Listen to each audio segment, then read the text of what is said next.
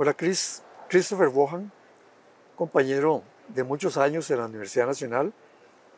Cuando yo estaba en Ciencias Ambientales, Christopher era el director y creador del programa de vida silvestre, manejo de vida silvestre, un programa regional. Y bueno, es un muy reconocido científico sobre áreas silvestres en Costa Rica, sobre manejo de vida silvestre. Christopher nació en Estados Unidos y llegó a Costa Rica muy joven. Fundamentalmente, la llegada de Christopher aquí fue con el Cuerpo de Paz, allá por el año 71. ¿Cierto? Así que estamos hablando de hace 53 años. Sí. Menciono esto, que es muy breve, sobre el amplísimo currículum que tiene Christopher, porque si vamos a hablar hoy de biodiversidad y el valor de la biodiversidad, pues los costarricenses te debemos mucho. Te debemos mucho porque Christopher fue realmente el forjador de los parques nacionales en Costa Rica. Hubo algunos que aprobaron los parques, algunos que firmaron los decretos, algunos que emitieron tareas, pero el que hacía el trabajo de campo, sin recursos, pasando lugares, bueno, increíbles de describir, para tener que viajar y llegar, por ejemplo, a Caño Negro, en lanchones, o ir a Corcovado cuando no habían entradas, o en fin, todos los lugares que Christopher visitó porque le impusieron una tarea como jovencito de 21 años de Cuerpo de Paz. Queremos que usted busque los lugares que pueden ser áreas de conservación de Costa Rica, parques nacionales, refugios de biodiversidad silvestre, en fin. Y Christopher no preguntó qué recursos se tienen, sino que simplemente se fue. Y digo se fue porque iba solo. No tenía ni, a veces, bueno, que tenía que para comer era una lata de atún y unas galletas. Y todo lo escribe él en su libro, Parques Nacionales de Costa Rica, su búsqueda en los años 70, que recomiendo comprarlo muy reciente, pero que estamos aquí con esta gran persona, con este gran compañero, y que, repito, nos va a hablar de algo que muy pocos saben como él, el valor de la biodiversidad, lo que se hace, lo que él está haciendo actualmente con las lapas rojas. De eso es un proyecto lindísimo, pero en fin, te damos la bienvenida, Christopher, a este programa que va a ser muy visto y muy querido por mucha gente. Bueno, Freddy, muchísimas gracias y gracias al público del programa suyo. O sea, no sé hasta cierto punto cómo empezar, pero yo realmente, primera vez que llegué a Costa Rica fue en el año 69 como estudiante en uno de los únicos programas que existía de biología de campo, y estuve un año. Y básicamente pasé mucho del tiempo en una finca del director del programa. El director se llamaba Robert Hunter, que quedaba muy cerca de Puerto Viejo de Sarapiquí. Entonces hice 2 proyectos, o sea, los 2 semestres de investigación. El primero me tocaba viajar en bus, autostop, caminando, buscando soluciones al problema de la taltusa, un roedor que realmente vive bajo la tierra y realmente lo que hace es de comer los siembras de los agricultores. Entonces, así iba conociendo a los campesinos. Y fue muy, muy lindo. O sea, a veces me quedaba ahí durmiendo ahí en frente de las casas de ellos. A veces me daban gallo pinto o un casado. O sea, y así aprendí mucho acerca del tico. O sea, de esas zonas. O sea, entre San Miguel de Sarapiquí y Puerto Viejo de Cerebequí y otras zonas. El segundo semestre me tocaba también trabajar cerca de una finca que se llama La Terembina, con un estudiante de Harvard de biología que se llama Charles Schnell. Y estaba trabajando él, o sea, con el tema de plantas y insectos y la importancia de las islas, o sea, que eran las plantas. Y también estuve como un semestre ahí recogiendo información de biología tropical. Y finalmente pasé unos meses por el lado de Miramar, de Punta Arenas, trabajando con un experto, un reconocido, o sea, biólogo que se llama Daniel Johnson. O sea, en un bosque que hay por Miramar todavía, en una finca que dejaban el bosque de Palma Real. Entonces, eso fue, y viajaba por todo el país conociéndolo, sobre todo en tren. Se iba al Pacífico, iba al Atlántico, o sea, y llegaba a Cahuita, o sea, después de tomar el tren a Limón y a Penshurst y cruzar el río Estrella. Entonces yo me quedé enamorado del país, de su gente, de la democracia, de realmente lo que era Costa Rica, porque yo venía de un país que estaba en la guerra de Vietnam, lo cual no me interesaba ser reclutado para ir a esa guerra. Eso fue mi tercer año universitario. Y también con racismo. Y llegó un señor famoso, Martin Luther King, a mi universidad y habló contra el racismo, sobre todo de los afroamericanos. Entonces yo fui al país, vine a Costa Rica, vine acá hasta en carro, salí de San Francisco, 3 semanas duramos manejando y el carro explotó llegando a Guanacaste.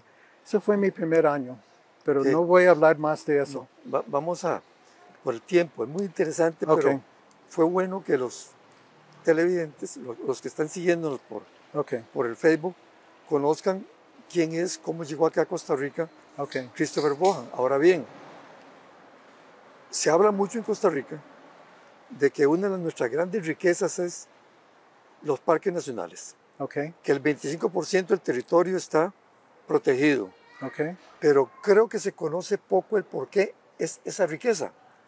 Es decir, cuando Christopher vino a Costa Rica, ya después con el Cuerpo Paz, esa parte que nos hemos saltado ahorita, a hacer el trabajo de buscar áreas de conservación, existían, y me corregís, creo que 4 parques nacionales nada más. 3 parques y un monumento nacional, Cahuita. Irazú, Cahuita. Irazú estaba manejado por el Instituto de Turismo. Parques no, al principio. Bueno, era muy poco.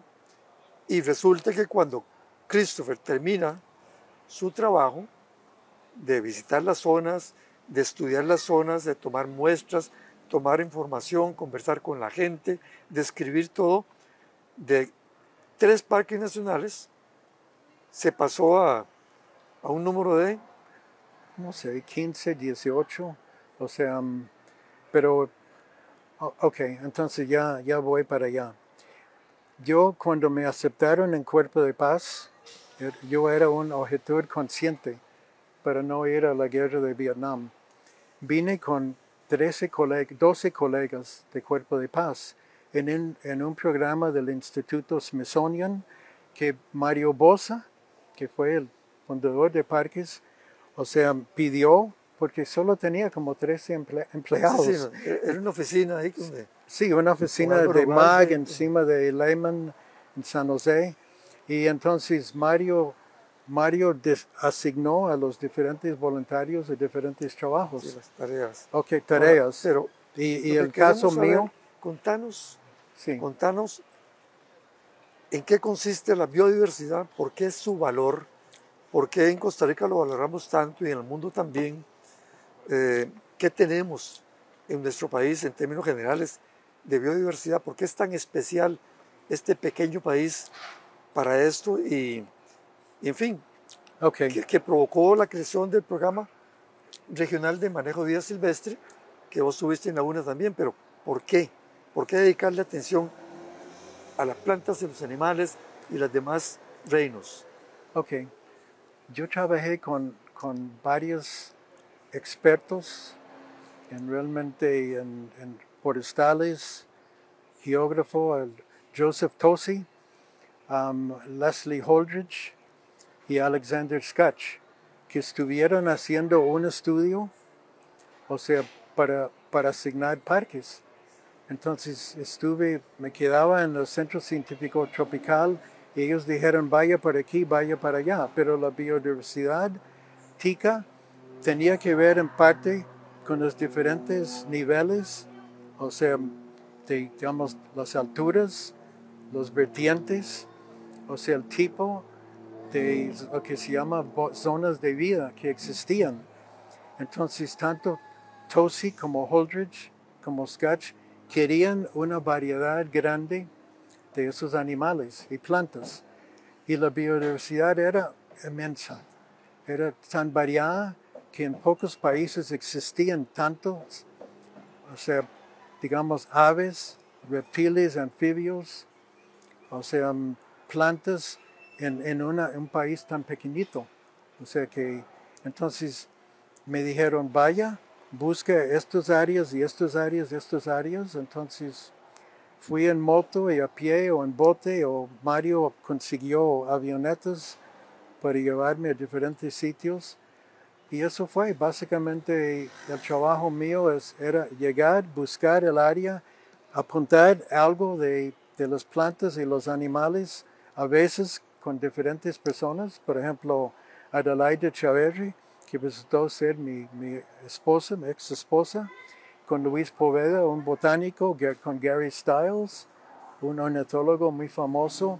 Entonces levantamos listas, vimos quienes estaban dentro de los áreas, por ejemplo Corcovado, y vimos que realmente la biodiversidad de Costa Rica era muy alta y realmente atraía mucho, entre otras cosas, el turismo. Ahora, pero es que no solamente la atracción de turismo, Sí.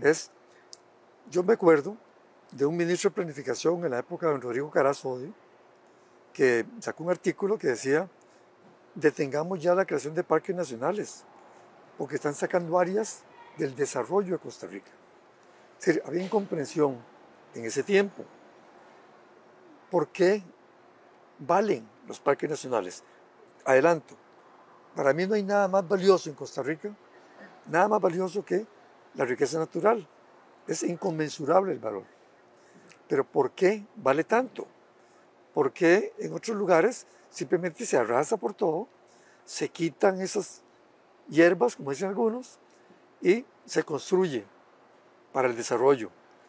O se quiere desarrollar petróleo, entonces quitemos todo y saquemos el petróleo de la zona, que eso genera más dinero en su momento. ¿Qué nos genera Santa Rosa, por ejemplo, que está tan remoto, que va tan poca gente a ese parque nacional? Hay un bosque tropical seco extraordinario. ¿Cuál es el valor de Santa Rosa? Bueno, hasta cierto punto uno no sabe o no sabía en ese tiempo que iba a traer esos áreas silvestres, su biodiversidad a Costa Rica. Pero entre otras cosas, o sea, el valor de ellos era inmenso, era como en parte cuidar la naturaleza, y era sin saber realmente hacia futuro cuáles valores económicos podría tener el área. Y poco a poco vamos conociendo con el proyecto de envío, con otros, o sea, qué puede traer una planta o un insecto al país, inclusive en biotecnología. O sobre todo yo hablo de turismo, pero también hablo de como científico, o sea, que realmente era como ver realmente una lapa en el campo, ver un quetzal, o sea, y saber que el ser humano lo está cuidando, porque uno no sabe por cuánto tiempo vamos a estar aquí. Claro. Y No, yo como budista, o sea, realmente yo siento que tenemos el deber de estar cuidando lo que es la naturaleza, porque además de la naturaleza de los bosques, digamos, lo que tiene realmente, lo que trae protegiendo las cuencas y otras zonas son las aguas, el oxígeno y otros recursos que necesita el ser humano. Eso es muy interesante, porque no es solamente animales. Casi siempre mucha gente piensa en animales cuando se habla de biodiversidad, las plantas, los bosques, los humedales, eso que nos permite en Costa Rica tener agua todo el año, aunque hay problemas de agua, pero nos permite tener eso que no se da en los bosques naturales, como una inundación. La gente no puede decir, es que en un bosque tan grande, un parque nacional tan grande como el Surquí, hay inundaciones. No, hay equilibrio en la naturaleza, el agua cae, se infiltra, hay especies que protegen todo esto, los manglares en las zonas costeras evitan la erosión, los bosques a lo largo de las cuencas nos garantizan que los ríos se mantengan como tales. Entonces, además de los animales, está todo esto, que es lo que permite que Costa Rica tenga este clima maravilloso, este paisaje extraordinario, porque el turista no viene a identificar una especie. Aquí hay miles de especies diferentes. Sí. Nosotros ya hablamos ahí de, si nos vamos a los altos de Cerro La Muerte, allá en Villamils, bueno, tal vez hay 5 o 6 especies de colibríes, pero si bajamos de ahí, tenemos 80 inmediatamente. Sí. De eso, por supuesto, muy poco se identifica, pero sí cada una vale mucho. En vista del tiempo, hay algo que es simbólico en cuanto a la protección, la conservación y el valor que se le da a la gente. ¿Quién duda de la belleza de la lapa roja en Costa Rica, por ejemplo? Y sobre esto, Chris nos puede contar mucho porque él empezó un proyecto cuando las poblaciones de la lapa roja estaban prácticamente desapareciendo en el Pacífico Central, tal vez a partir de unas 200 lapas en una población allá por Punta Leona y Carara. Inició un proyecto que no es de jaulas, eso lo aclaro bien, que no es reproducción cautiva, sino de favorecer el hábitat de la lapa roja para que ella sola busque su manera de reproducirse, de mantenerse, de alimentarse.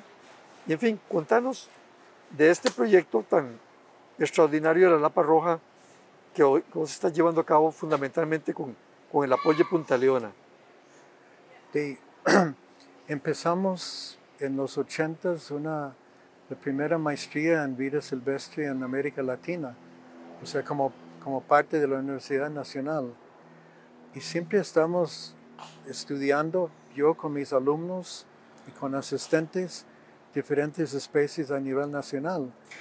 O sea, especies en vías de extinción, especies aprovechadas por el hombre, otras especies que podrían más bien ser problemáticas para el hombre. Y encontramos con la lapa roja una especie en vías de extinción cuya población iba bajando porque existía en los dos vertientes, en el principio de nivel de mar hasta 1500 metros de altura. Pero ya cuando en el año 90 solo había 2 poblaciones con cierto número, con 200 para arriba, uno en la península de Osa y el otro en el Pacífico Central. ¿Y entonces, por qué iba disminuyendo esa población? Deforestación y sobre todo el robo de los pichones de los nidos por señores que se llamaban laperos, porque los vendían. Comercio. Sí, los vendían, o sea, a diferentes mercados. Entonces empezamos un proyecto que realmente queríamos cuidar las lapas, o sea, los lapas silvestres, o sea, bajando el nivel de robo de pichones, pero también aprovechando las zonas, o sea, los parques, las reservas y reforestando diferentes zonas con especies que usan las lapas como para nidos y para dieta, y colocando nidos artificiales para ellos, cuidando las mismas lapas en sus nidos y y también educando al ser humano en las zonas. ¿Y cómo está la situación hoy? La Que no situación no hoy, se ha concluido, pero sí, en el año 90 solo había lapas alrededor de Carara, de un lugar que se llama Guacalillo, donde dormían a veces de cárcoles. Unos 225 contamos. Hoy día hay alrededor de 800 y pico y se ha cuadruplicado el área de distribución.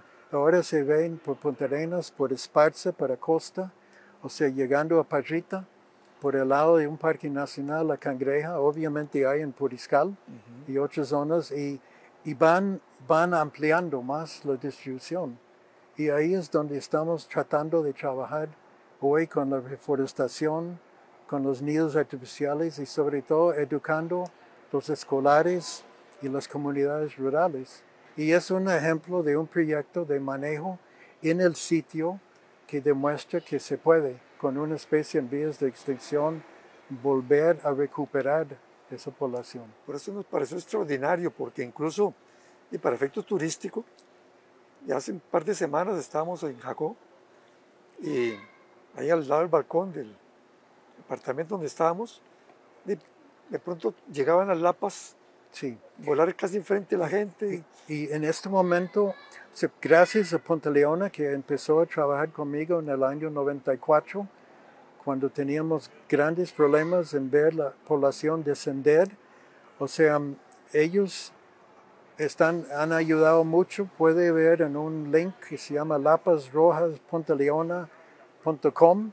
Pueden ver que ahora están anidando las lapas en nidos artificiales, donde hemos puesto cámaras y el público en general puede ver las lapas anidando. Ya están naciendo los pichones. Bueno, eso es extraordinario.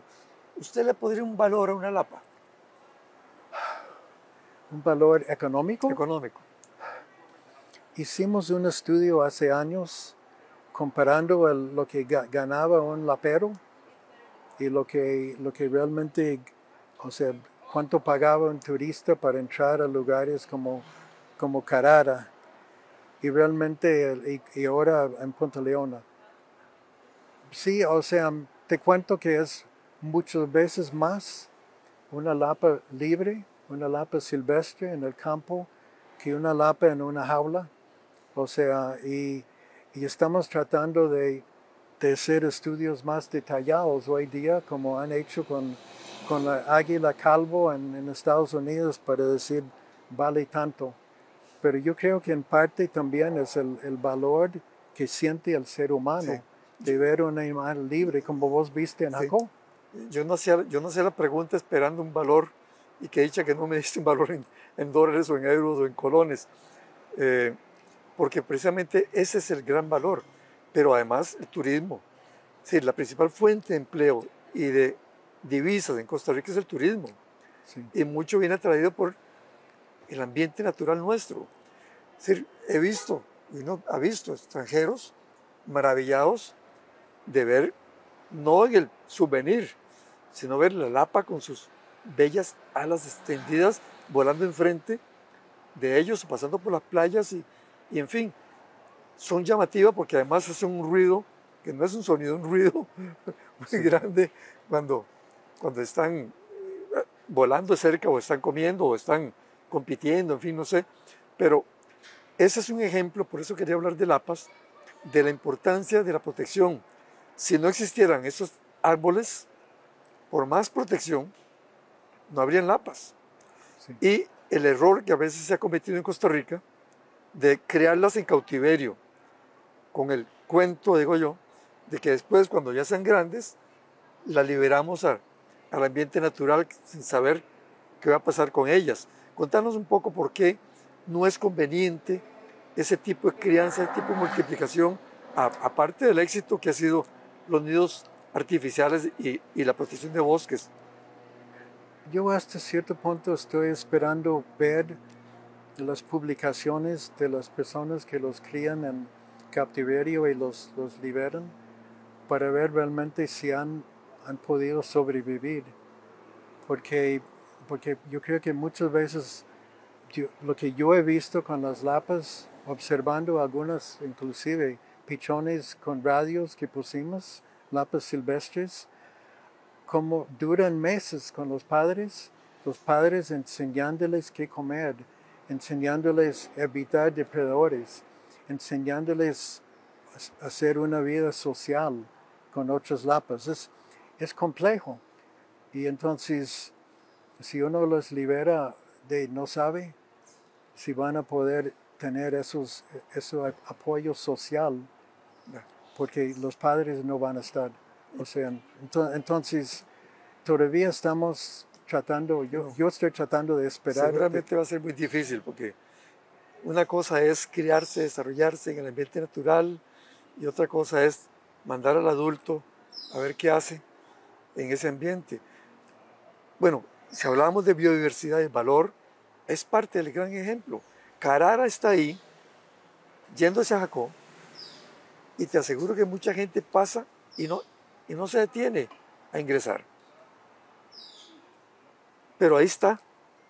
Si no estuviera Carara, la lucha de ustedes a favor de la conservación y la recuperación de poblaciones de lapas sería casi que perdida.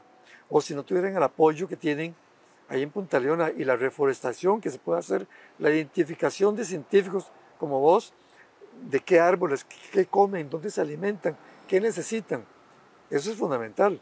Sí, sí, honestamente, Guacalillo, que vives, Bajamar, esos manglares son zonas donde las lapas pernoctan, duermen, hasta anidan en diferentes épocas.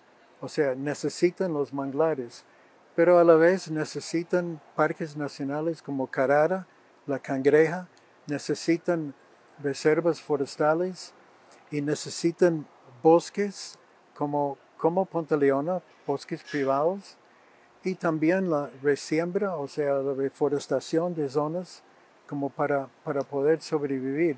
Y en eso estamos todavía, estamos aprendiendo. Pero sí, sin parques nacionales, reservas forestales, o sea, reservas de manglares y bosques, como el mismo Punta Leona y otros, no es el único, si tendríamos hubiéramos perdido las lapas, por decirlo así. ¿Como en cuánto tiempo esperarían ustedes que tengamos la lapa número 1000? El conteo que hicimos el año pasado, o sea, saliendo en septiembre digamos, de Guacalillo a las 5 o 7, entre 5 y 7 de la mañana, o sea, hacia las zonas donde comían durante el día, contamos como 48, o sea, pichones, o sea, con los padres. Entonces, yo honestamente, si hay alrededor de 800 en la zona donde viven hoy día, o sea, 1000, no te puedo decir, puede ser 5 años, puede ser 7, pero es poco a poco y depende mucho de lo que tienen que comer, cómo los trata el ser humano y también dónde pueden, por ejemplo, encontrar sitios de anidar. Esa es la parte que nos corresponde a los que no estamos en el proyecto, a los que admiramos la naturaleza, a los que valoramos eso, esa protección. Por eso es que es tan importante evitar el comercio de animales silvestres en general.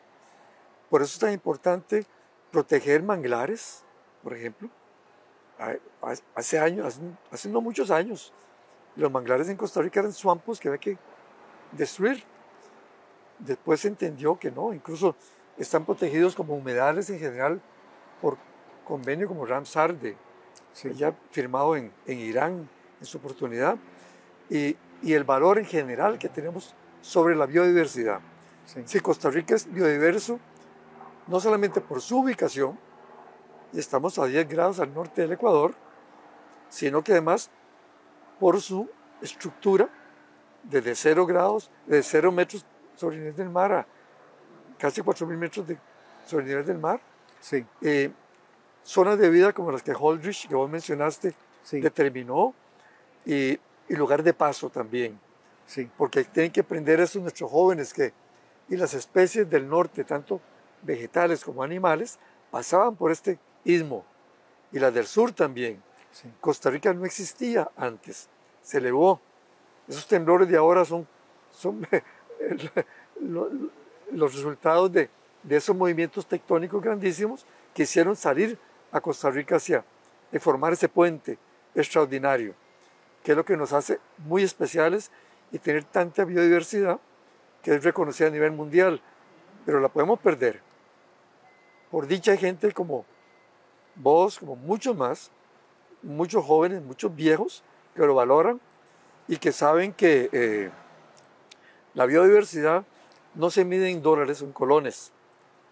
El que está en turismo puede medirlo en eso. Sí. Bueno, si vamos a recibir 3.000 millones de dólares, magnífico, muchos vienen por ver el ambiente.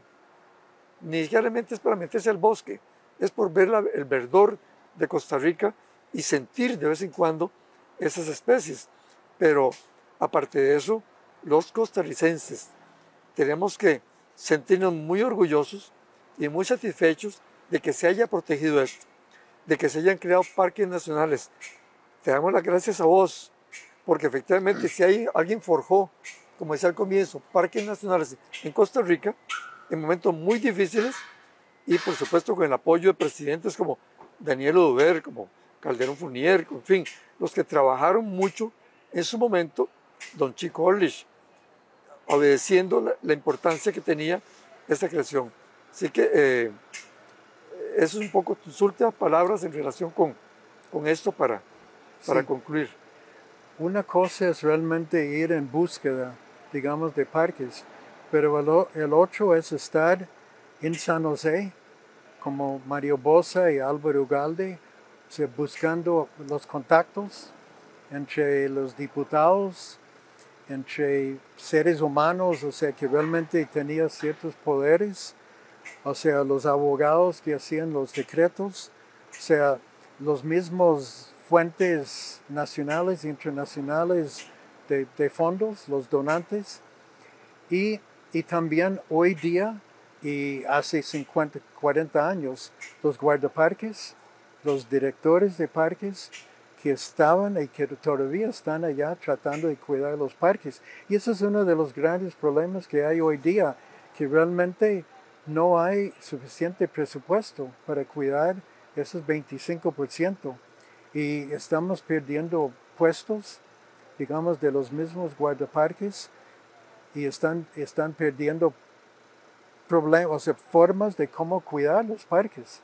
Entonces, algo tiene que hacer el gobierno si quiere mantener realmente esas áreas silvestres, no solo parques, pero otras áreas, como vos mencionaste, manglares y reservas forestales, si no queremos perderlos. Eso sería un gran dolor. Bueno, muchísimas gracias a los que nos pusieron atención sobre este programa tan interesante con Christopher Bohan. Bueno, muchísimas gracias, Freddy, y al público en general. Y sí, hay que cuidar las áreas silvestres. Ese es un reto del siglo XXI. Sí. Esa protección. Sí.